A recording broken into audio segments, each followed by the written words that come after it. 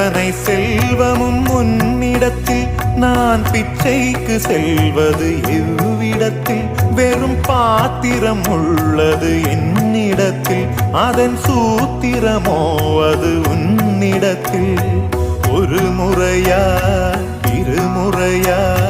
பல முறை பல பிறப்பெடுக்க வைத்தாய் புதுவினையா பழவினையா கணம் கணம் தினம் என்னை குடிக்க வைத்தாய் பொருளுக்கு அலைந்திடும் பொருளற்ற வாழ்க்கையும் துரத்துதே